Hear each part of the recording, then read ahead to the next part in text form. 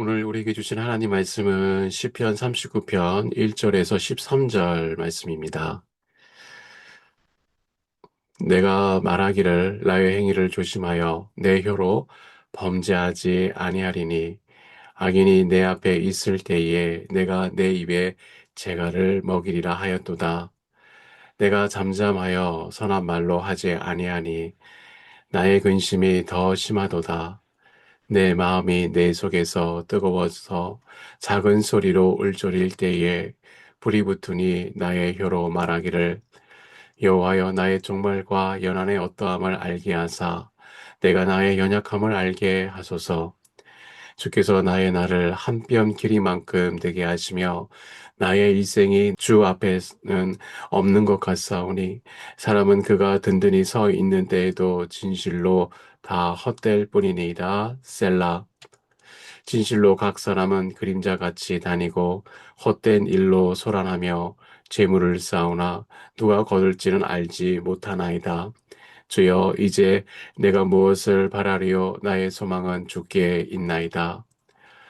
나를 모든 죄에서 건지시며 어리석은 자에게서 욕을 당하지 아니하게 하소서. 내가 잠잠하고 입을 열지 아니하오면 주께서 이를 행하신 까닭이니이다. 주의 징벌을 나에게서 옮기소서. 주의 손이 치심으로 내가 새망하였나이다. 주께서 제약을 책망하사 사람을 징계하실 때에 그 영화를 좀먹음 같이 소멸하게 하시니 참으로 인생이란 모두 헛될 뿐이니이다. 셀라. 여호와여 나의 기도를 들으시며 나의 부르짖음에 귀를 기울이소서. 내가 눈물 흘릴 때에 잠잠하지 마옵소서. 나는 주와 함께 있는 나그네이며 나의 모든 조상들처럼 떠도나이다.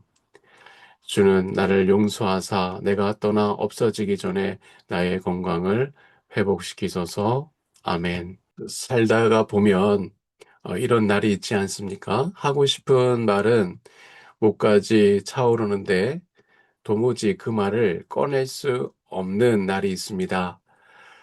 억울한데 변명할 수도 없고 화가 나는데 대꾸도 못하고 속에서는 부글부글 끓는데 겉으로는 아무렇지도 않은 척 입을 꾹 닫아야 하는 날. 그런 날에는 집에 돌아와서 잠이 오지 않습니다. 이불을 걷어차면서 그때 이렇게 말할 걸 하고 되뇌어 보지만 이미 다 지나간 일입니다. 오늘 본문의 다윗이 바로 그런 자리에 서 있습니다. 그의 앞에는 자기를 미워하고 헐뜯는 사람이 있었어요. 다윗은 그 사람 앞에서 한마디도 하지 않으려고 스스로 입을 틀어막고 있었습니다. 그런데 참 놀랍습니다. 다윗은 바로 그 답답하고 억울한 자리에서 인생에서 가장 아름다운 한마디를 남깁니다. 주님, 이제 제가 무엇을 바라겠습니까? 제 소망은 오직 주님뿐입니다. 여러분, 말 못할 자리가 오히려 소망이 태어나는 자리가 된 것입니다. 어떻게 이런 일이 가능할까요? 오늘 다윗의 이야기를 함께 따라가 보겠습니다. 시편 39편은 우리에게 이렇게 말하는 것 같아요. 소망은 아무에게나 그냥 굴러가는 것이 아니라고요. 소망은 이런 사람에게 찾아옵니다. 오늘 말씀을 통해서 소망을 갖는 사람이 어떤 사람인지 함께 알아보고 은혜를 나누기 바랍니다. 첫째, 입을 다물 줄 아는 사람에게 소망이 찾아옵니다. 1절입니다. 내가 말하기를 나의 행위를 조심하여 내 혀로 범죄하지 아니하리니 악인이 내 앞에 있을 때에 내가 내 입에 재갈을 먹이리이다 하였도다. 다윗이 제일 먼저 하는 말이 무엇입니까? 내 입에 재갈을 물리겠다는 것입니다. 재갈이 뭡니까? 말이나 소가 함부로 입을 돌리지 못하도록 물리는 쇠붙이입니다. 다윗은 지금 자기 입에 그 재갈을 물리겠다는 것이에요. 왜요? 홧김에 한마디 잘못 뱉었다가 하나님 앞에 죄를 짓게 될까봐 아예 입을 묶어 두겠다는 것입니다. 얼마나 조심했는지 2절에는 좋은 말조차 하지 않겠다고 합니다. 여러분, 나쁜 말을 참는 것도 어려운데 좋은 말까지 참겠다는 것이에요. 왜 그랬을까요? 상대가 어떤 사람이었냐면 내가 무슨 말을 하든 그걸 트집 잡고 비틀어서 공격하는 사람이었기 때문입니다. 그런 사람 앞에서는 옳은 말을 내도 소용이 없습니다. 그래서 다윗은 차라리 입을 닫기로 한 것입니다. 우리는 흔히 이렇게 생각합니다. 틀린 말도 아니고 옳은 말인데 뭐 어때? 할 말은 해야지. 그런데 여러분, 옳은 말이라고 다 좋은 것은 아닙니다. 어느 초등학생이 이런 글을 썼답니다. 엄마와 선생님의 공통점은 옳은 말을 기분 나쁘게 하는 것이다. 얼마나 전공을 찌르는 말입니까? 외과 의사를 한번 생각해 보십시오. 몸에 나쁜 종양이 생기면 의사는 칼을 들어 단호하게 도려냅니다. 그런데 째기만 하고 그냥 두면 어떻게 됩니까? 사람이 죽습니다. 그래서 의사는 반드시 다시 꼬맵니다. 사실은 째는 것보다 깨물고 아물게 하는 것이 훨씬 더 오랜 정성이 들어갑니다. 할 말은 한다는 사람들은 잘못을 도려내는 데까지는 의사와 똑같습니다. 그런데 꿰맬 줄을 모릅니다. 아무리 맞는 말이라도 상처를 싸매주지 않으면 사람이 상합니다. 성경도 그렇지 않습니까? 고린도전서 13장 1절에 천사의 말을 잘해도 사랑이 없으면 아무 소용이 없다 하고요. 그래서 하나님은 때때로 우리 입을 일부러 닫으십니다. 그런데 입을 닫고 사는 게 이게 보통 힘든 일이 아닙니다. 미국에 이스턴이라는 아주 오래된 감옥이 있다고 합니다. 이 감옥이 좀 특이합니다. 죄수를 때리거나 굶기지 않습니다. 오히려 시설이 어찌나 좋은지 그 시절 대통령이 사는 백악관보다 상수도며 난방이 더 잘 갖춰 있었다고 합니다. 거의 호텔급이었어요. 그런데 이 감옥이 딱 한 가지 규칙이 있었어요. 침묵입니다.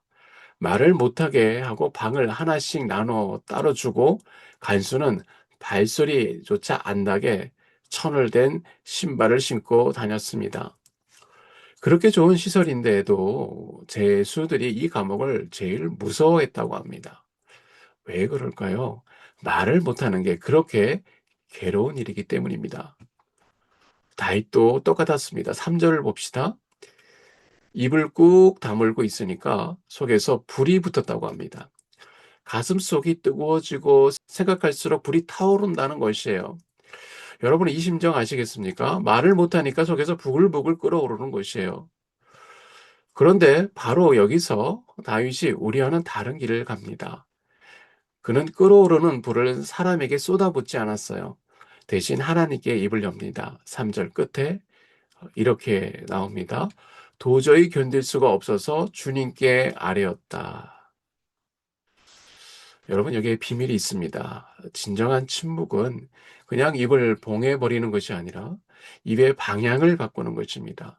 사람에게는 닫힌 입을 하나님께는 여는 것이에요. 사람한테는 못할 말이 있어도 하나님께는 다 할 수 있지 않습니까? 억울한 거, 분한 거, 서러운 것, 하나님 앞에서는 얼마든지 쏟아낼 수 있어요. 그렇게 해도 됩니다.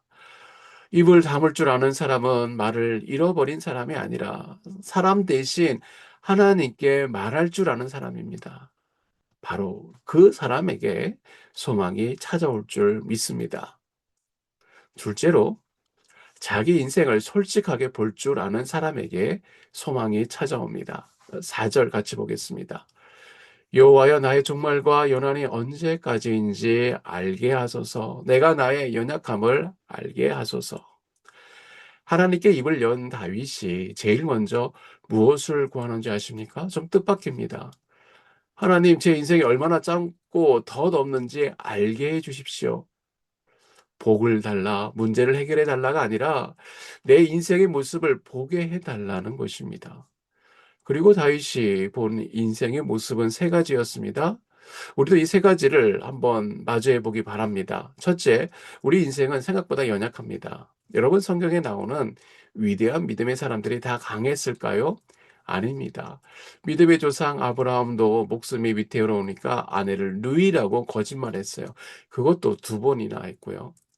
홍해를 가른 모세도 화를 참지 못하고 그만 큰 실수를 하고 맙니다. 예수님이 그렇게 아끼던 베드로도 정작 위기의 순간에 나는 그 사람을 모른다고 세 번이나 딱 잡아댔습니다.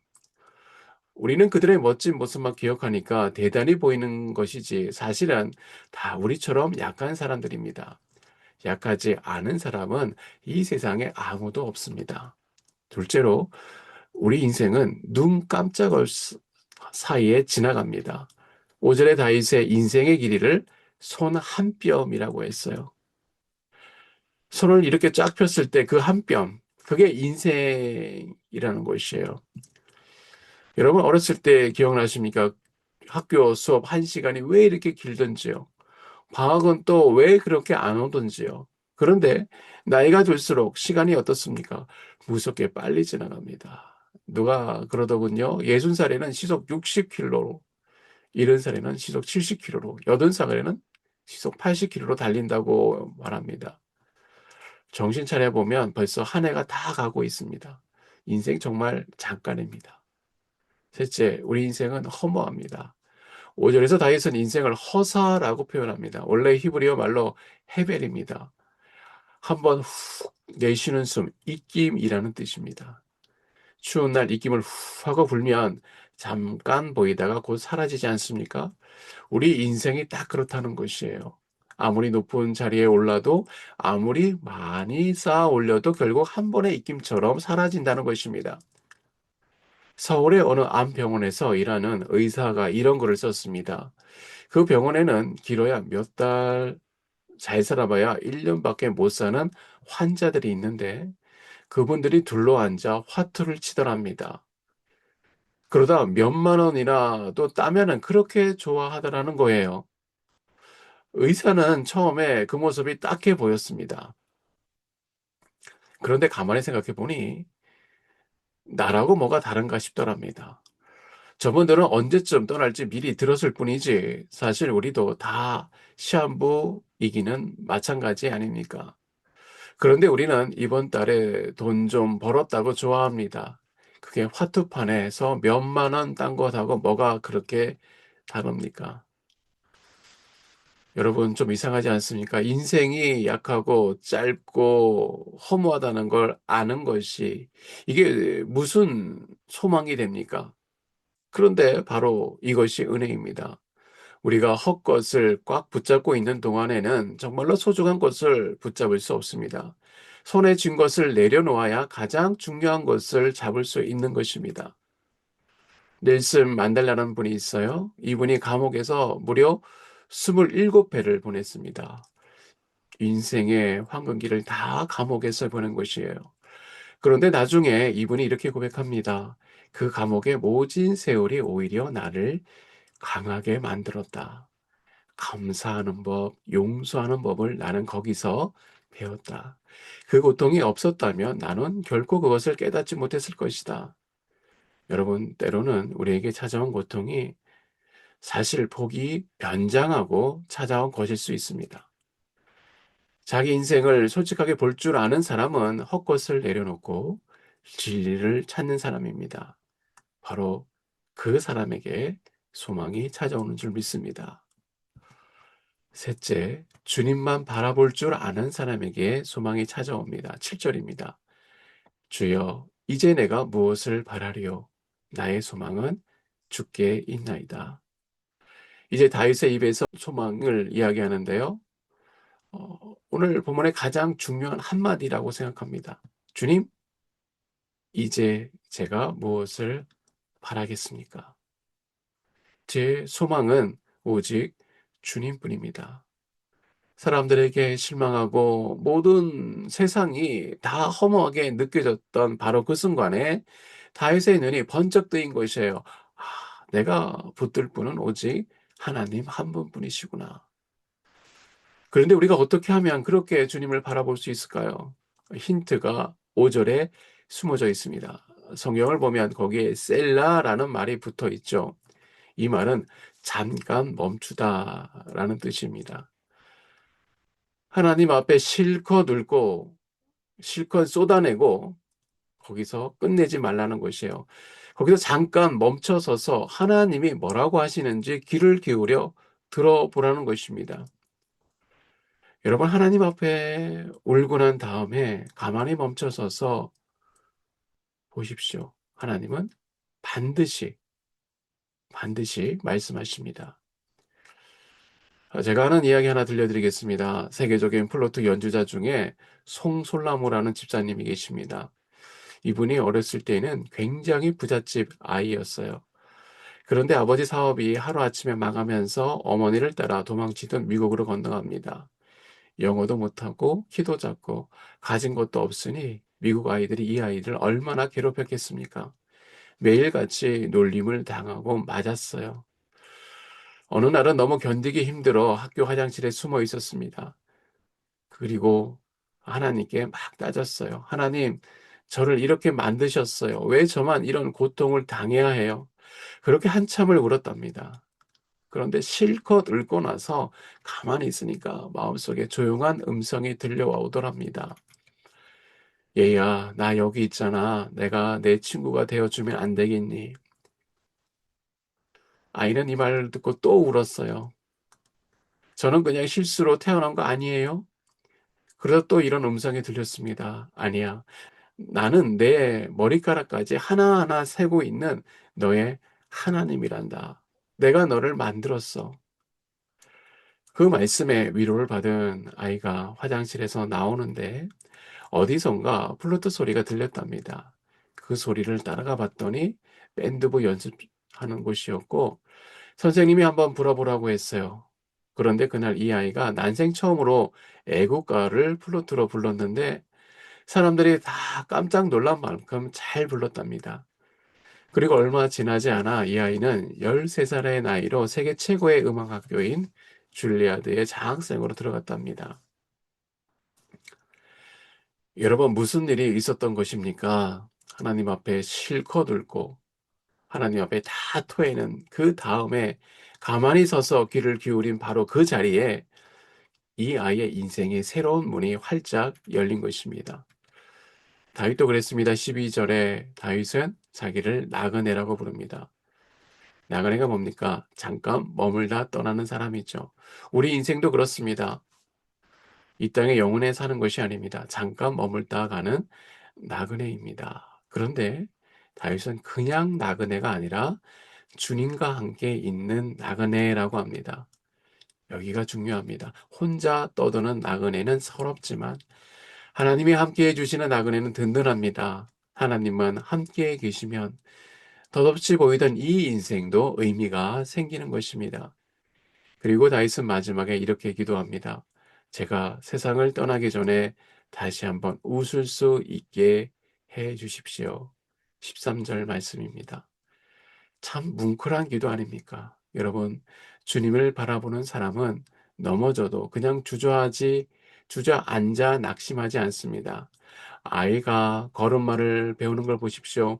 하루에도 수십 번씩 넘어집니다. 그런데 아무도 이 아이를 걱정하지 않아요. 왜 그렇습니까? 넘어졌다가 또 일어나고, 넘어졌다가 또 일어나면서 어느새 잘 걷게 될 것을 알기 때문입니다. 우리도 그렇습니다. 넘어지는 것을 두려워하지 마시기 바랍니다. 우리가 넘어질 때마다 다시 일으켜 세워주시는 예수님이 우리와 함께 계시는 줄 믿습니다. 주님을 바라보는 사람은 넘어져도 다시 일어나 웃을 수 있는 사람입니다. 바로 그 사람에게 소망이 찾아옵니다. 말씀을 맺습니다. 우리는 다윗이 걸어간 새 걸음을 함께 걸었습니다. 다윗은 사람에게 닫은 입을 하나님께 열었고 자기 인생이 얼마나 약하고 짧고 허무한지를 정직하게 바라보았고 그 바닥에서 눈을 들어 오직 주님만 바라보았습니다. 그리고 마침내 이렇게 고백합니다. 내 소망은 오직 주님뿐입니다. 혹시 여러분이 서 있는 자리가 말 못할 답답한 자리입니까? 낙심할 만한 자리입니까? 바로 그 자리가 소망이 태어나는 자리인 줄 믿습니다. 답답한 그 입을 하나님께 엽시다. 내 인생을 솔직하게 바라봅시다. 그리고 잠깐 멈춰서서 주님을 바라보길 원합니다. 하나님이 저와 여러분에게 말씀하실 줄 믿습니다. 넘어진을 다시 일으켜 세우실 것입니다. 그리고 저와 여러분의 얼굴에 다시 웃음을 찾아주실 것입니다. 세상에 뭐라고 하든지 우리 소망은 오직 한 분, 예수 그리스도이십니다. 오늘 이 말씀으로 세 가지 기도 제목으로 함께 나누겠습니다. 첫째, 사람 앞에서 입을 다물고 하나님 앞에서 입을 열게 하소서. 억울하고 답답한 상황 속에서 내 감정과 혈기로 사람에게 죄짓지 않게 하시고 내 입술에 재갈을 물리게 하옵소서. 오직 하나님 앞에서 모든 마음을 쏟아놓을 수 있는 진정한 침묵의 기도를 드리게 하옵소서. 둘째, 인생의 한계를 겸손히 인정하고 본향을 바라보게 하소서. 내 인생이 한 뼘처럼 짧고 한 번의 입김처럼 허무한 나그네의 삶임을 솔직하게 깨닫게 하여 주시고 세상의 헛된 것을 내려놓고 주님이 주시는 은혜와 진리를 붙드는 지혜로운 삶이 되게 하옵소서. 셋째로, 넘어져도 주님 바라보며 다시 일어나게 하소서. 세상에 소망을 두지 않고 오직 주님만 바라보게 하시고 고통과 번민의 순간 속에 잠깐 멈추어 서서 주님이 말씀하시는 그 세미한 음성을 듣고 다시 일어나 웃을 수 있는 영적 회복을 허락하여 주시옵소서. 잠시 기도하시겠습니다. 은혜가 넘치시는 하나님 아버지 감사합니다. 때로는 말하고 싶어도 말 못해 속이 타는 그 자리에서 우리가 원하는 것은 오늘 본문의 다윗처럼 우리 입을 주님께 열게 하옵소서. 우리 인생의 한 번의 입김처럼 짧은 줄을 겸손하게 깨닫게 하여 주시고 세상에 헛된 것을 보지 않고 오직 주님만 바라보게 하옵소서. 낙심하여 때론 울 때도 있습니다. 이 멈추고 나서 우리에게 주님이 하시는 세미한 음성을 듣게 하여 주시고 넘어진 우리를 다시 일으켜 세우시는 주님과 함께 웃게 하여 주시옵소서. 우리의 소망은 오직 주님뿐입니다. 주님을 소망하며 예수님의 이름으로 감사하며 기도드립니다. 아멘.